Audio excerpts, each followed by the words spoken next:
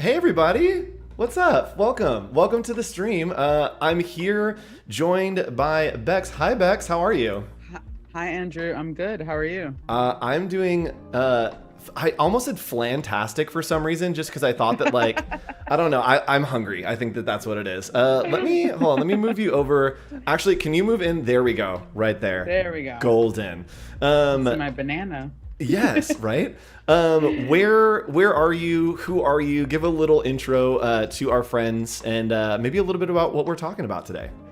Yeah, well, I'm super excited to be here. I am Bex. I am a Trinidadian-born graphic designer and the co-founder of Queer Design Club. I'm currently living in Buenos Aires, Argentina. I've been here for about 4 years, and I love it.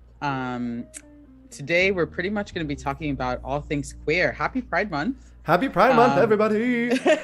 Happy Pride. It's going to be really exciting, and I'm super excited to share some data about the queer community in the design industry with y'all and kind of like discuss a little bit of the pros and cons of being an LGBTQ person in the design industry today. Absolutely. So we do have a live chat here. Hello, live chat.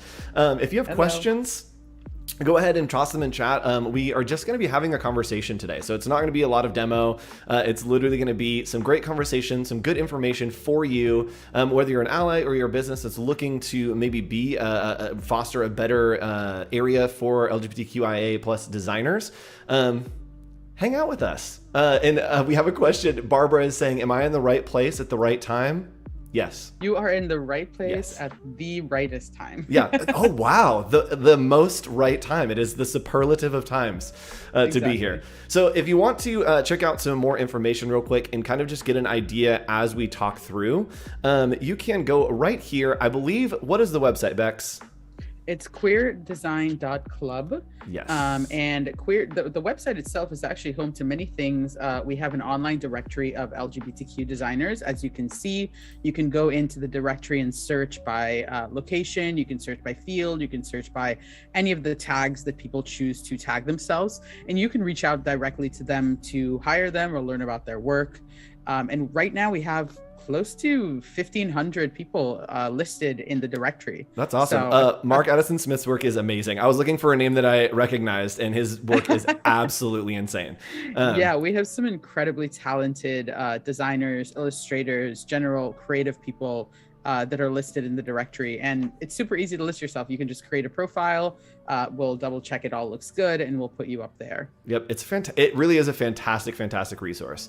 So something else that you do is the count, right? Yes. The queer design count. Queer design count. Sorry, I'm trying to open Yep. something on my screen as we do things. So the No, queer it's all design good. count is kind of what we're going to be talking about today.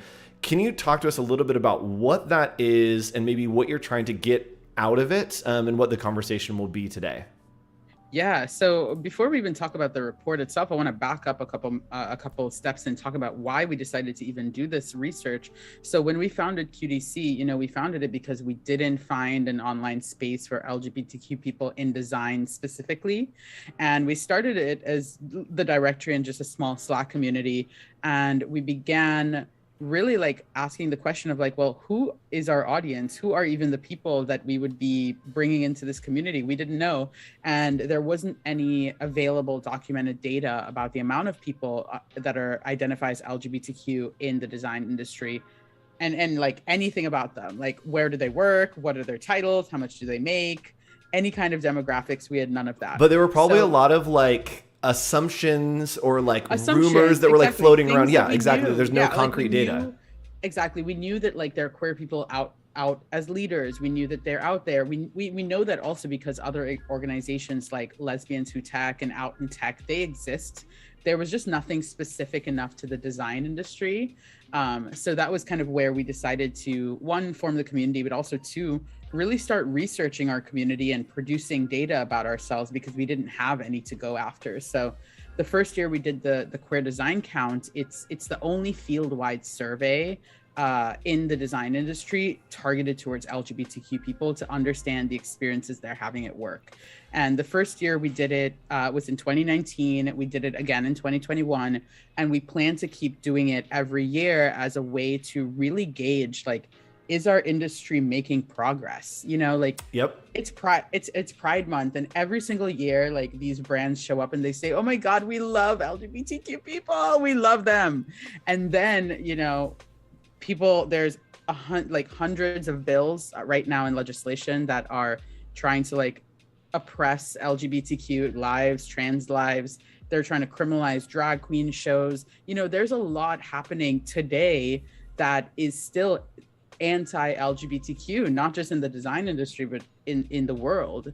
So when we drill it down to our field, like, is that needle moving? Is progress really being made, or are we just putting rainbows on things for fun? Yep. And it's great to have that kind of accountability and kind of almost that it's like a dual allyship, right? Of these businesses, kind of the design community saying, hey, we're supporting, we're doing this. And then us having that other allyship of like, okay, cool. Are you though? And if you're not, we want to help you. Like, we want to help you be better allies. And we want you to be better allies. So let's all work together on this. Like, let's all grow as a community. It's exactly that, Andrew. And we really want to be able to make this data like open source and available, and really like reach people who are in charge of making these decisions. You know, like when agencies and companies are planning their next Pride activation, we want to make sure that they understand how to like truly use design to engage with the community in a way that feels purposeful and intentional and doesn't just drive more profit to their pockets, right? Because we know the billions of dollars that LGBTQ people hold in capital, right? And that's what all these companies are trying to unlock, while we're trying to say there is a better way that we can engage and we can be more inclusive. And it starts from a fundamental, like systemic level, where like we need to fundamentally change our systems and the way we think about queer people, the way that we consider queer people totally outside of just one month of the year, which is June. And if you ask any queer person, like, June is the most tiring month of all the year, of all the months. It's exhausting for any LGBTQ person. Yes. Okay, so let's hop in and talk a little bit about some of the highlights, right? We want to help educate people. We want to give some good information. And you have some highlights pulled together that we can kind of walk through. That's just great information for us to discuss and maybe share some perspective with our audience. And these are the highlights from the 2021 Career Design Count that happened last year, correct? Yep, we did this survey last year, and we ran the survey for 3 months in the summer. We collected around 1,500 responses from LGBTQ designers all over the world, but primarily in the US. And this year was extremely important because of the pandemic. Yes. And what we found was that, again, we were the only organization that was actually reaching out to people to ask, what was your experience and how did the pandemic treat you as an LGBTQ person in the design industry? And some of the data was really, really telling. Do we want to walk through some of the stats? Yeah, let's walk through some of these stats because they are really interesting numbers. So this is the first one that came back that was a little shocking to me. 41% of trans designers lost employment due to COVID-19 in comparison to 29% of cis designers. This was a big disparity, I think, right?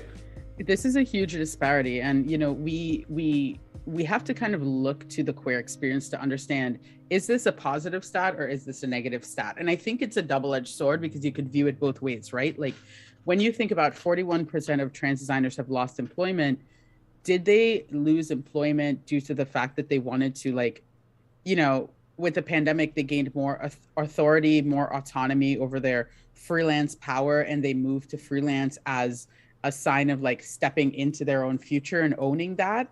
Something that we found in our data over the past couple of years is that trans and genderqueer people actually tend to want to work more freelance roles rather than full time, because they actually get more control over their co-workers, the types of projects they have to work on. They just get more autonomy over the choices that they get to make, versus for people in full-time roles, right? Yep, and that's such good. Oh, go ahead. I was just gonna say, so when we look at that stat, you know, on one hand, it could be positive. It could mean those 41% of trans designers really stepped into their power. On the other hand, it could also mean that there was a higher level of discrimination towards trans designers during the pandemic, and they were the first ones to get fired. So there are two ways to look at it. And I think this is where we really go to some of the testimonials that we hear also in the count to help us to kind of qualify what this experience may really be saying. So, data that could be interpreted both ways. We then look at what people are writing in and saying, like, if the majority of people are saying, I'm a trans designer and I was fired from my last job because XYZ during the pandemic, then we know it's more likely to be that than the opposite. Yep. So yeah, I think that's so interesting. And again, that kind of spirit of being an ally to people that want to be allies, right? It's like, hey, here's a statistic, right? And to someone else that could be shocking and be like, oh my gosh, that's so unjust. And that it could stir up this anger. But then we come back and say, okay, but that could have also been because they felt so equipped that they were able to go on their own and they decided to take their own path. And that's something that, like, maybe we want to equip trans designers more. And so I love the past, just the numbers, having the ability to open that conversation to, like, also here are the things that are happening that we're hearing to help bring more context to the conversation. Totally. And I mean, it also speaks to a larger style, like this one isn't in the deck, but a general trend that we saw in 2021 was that there were more designers moving towards freelance than full-time. So in 2019, I think we measured the industry at like 64% freelance. And in 2021, that number dropped down to 40 something. And that margin is one, like a symptom of the pandemic where there were massive layoffs across industries, both freelance and full-time. But a lot of people chose to leave their full-time jobs in this spirit of the Great Resignation, right?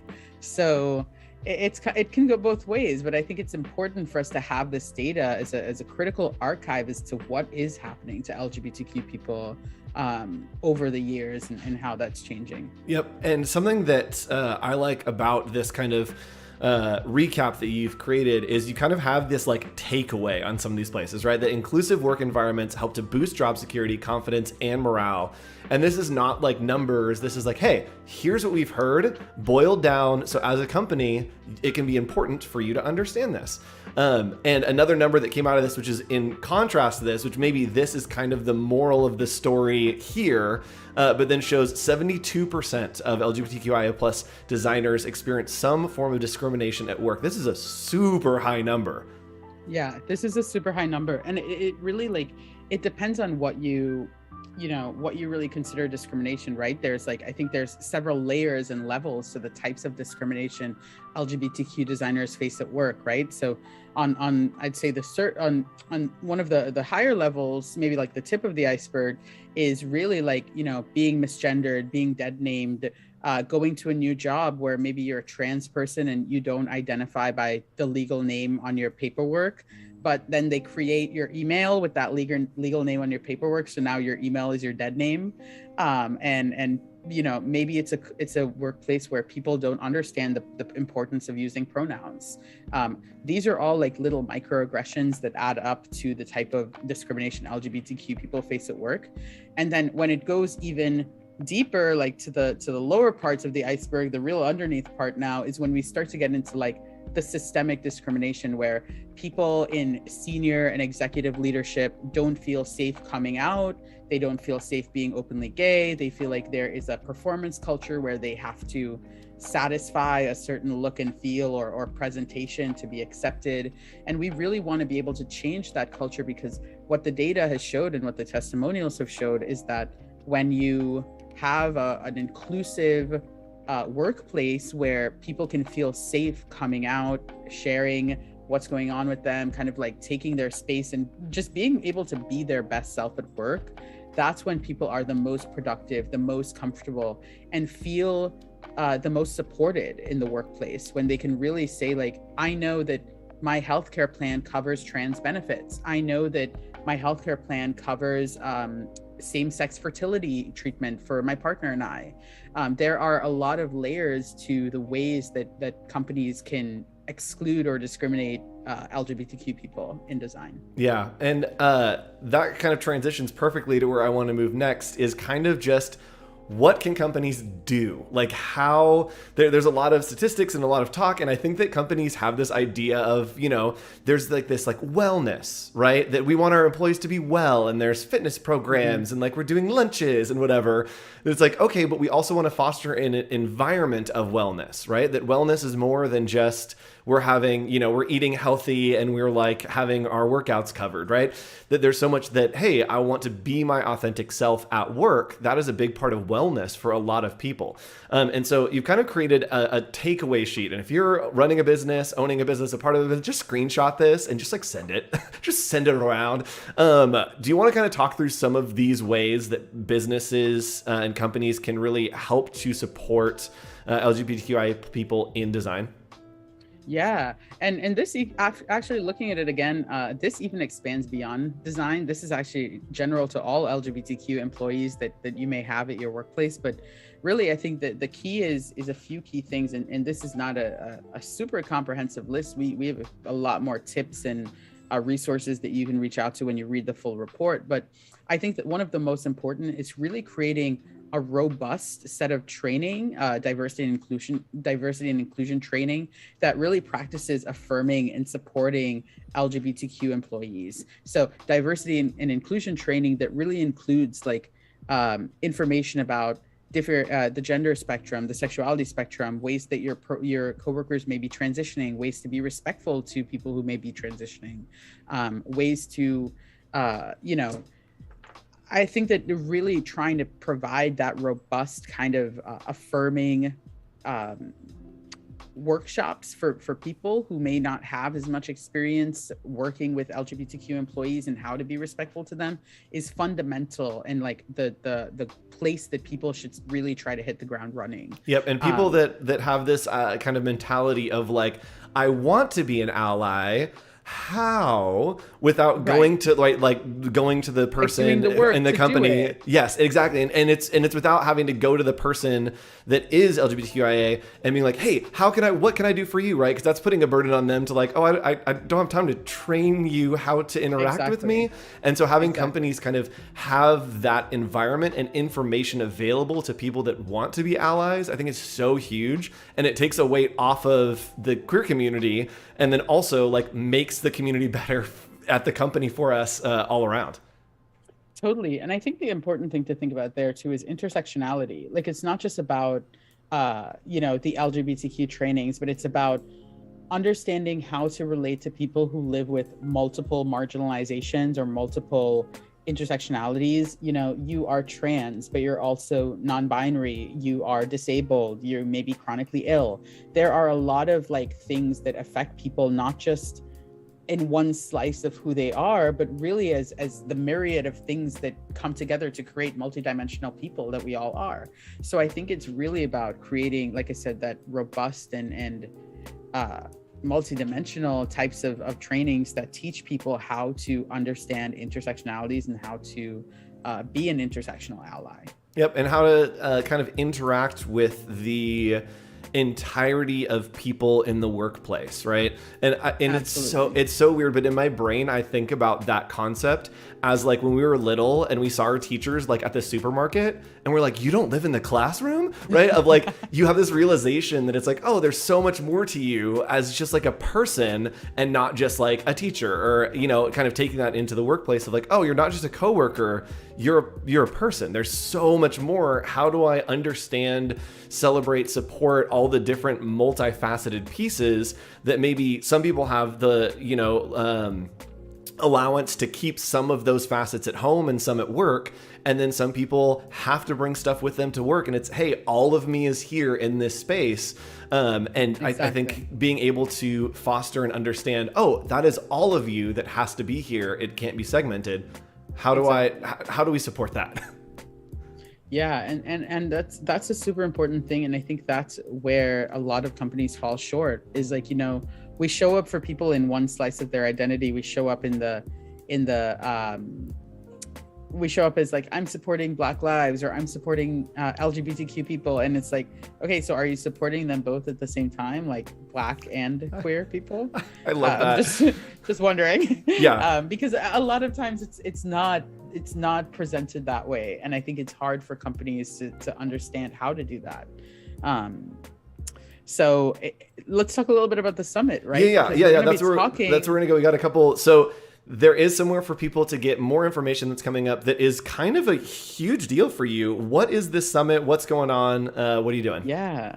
The Queer Design Club Summit is really our first time putting on a paid event for the community. Now that we have 2 years of really rich data and understanding of the experiences that people are having, we really want to put our LGBTQ voices on the main stage to talk about some of these statistics and some of the findings from their lived experiences, So really want to be hearing from people in our industry, people who have experience either making work that have to do with the LGBTQ identity, have perspectives that are important to our community. We want to really start to facilitate those conversations.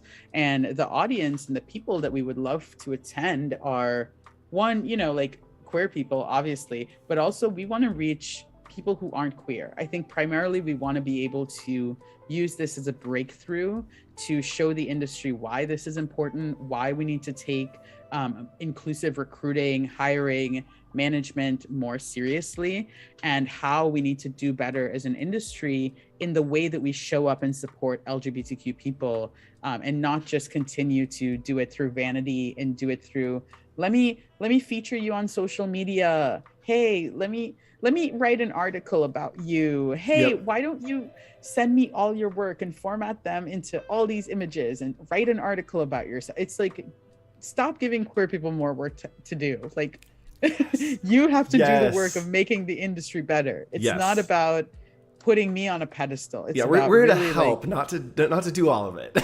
Exactly. So I think that's kind of a huge takeaway that a lot of companies have to make, this Pride and every other month of the year is we need to go deeper. It's time to go deeper. We have to do more.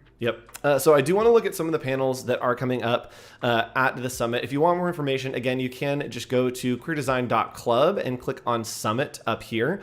And let's talk about some of these panels. So we have 4 panels coming up. Do you want to kind of just give an overview of each of them, of what's going on?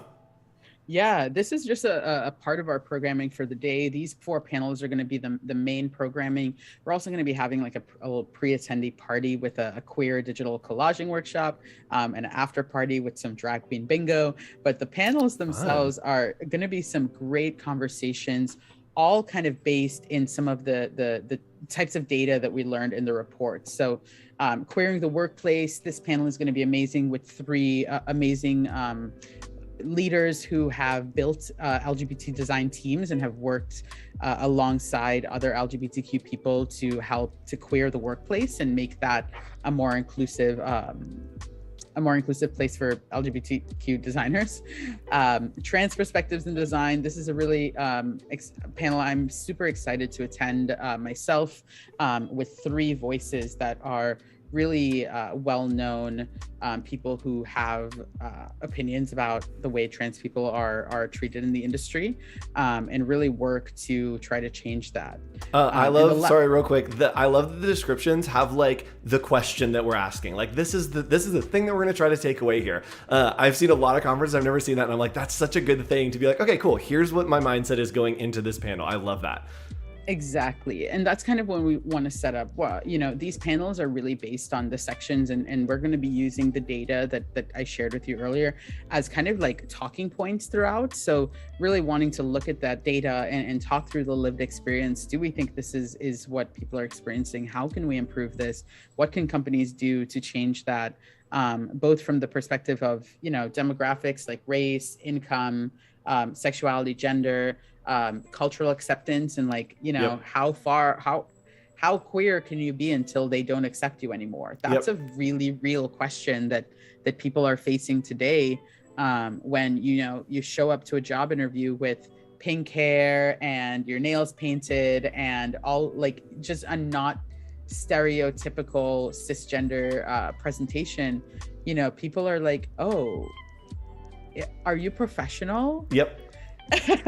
Yep. So I think these are all like really interesting topics that we really want to have discussions around and Yep. talk through how we can open people's minds to a different type of creative industry. Yep. So if you want more information, you can go again to queerdesign.club.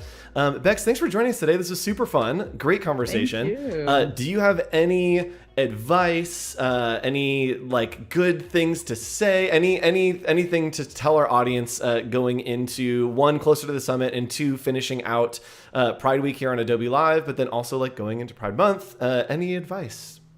Yeah, I would love to see everyone here at the summit. Feel free to register for tickets. We also have a scholarship fund. So if you are not able to afford a ticket, you can actually apply for a free ticket, graciously sponsored by our sponsors. And I think lastly, I just want people to take away that, like whoever you are, however you identify, whatever you choose to be in this life, there's a place for you. And queerness is really like, queerness is the acceptance of everything that is not the norm, in my opinion. Like queerness is the antithesis of fitting in, and it's actually fitting out. Fitting out. I love that. I want people to know that like we didn't have this space before we came together, and it's made my life so much richer because of it. So if you don't have a community for yourself, if you don't have a space where you feel accepted, make it. Create your own. I love that. Do your own thing, and advocate for yourself, because your life is super valid and super needed. And queerness should be protected. So. Agreed. We're about to get cut off, so thank you so much for joining us. We just made it barely in time. I'll see you in 3 minutes for an episode of Office Hours. Stick around. Bye. Oh, everyone. That's the wrong button.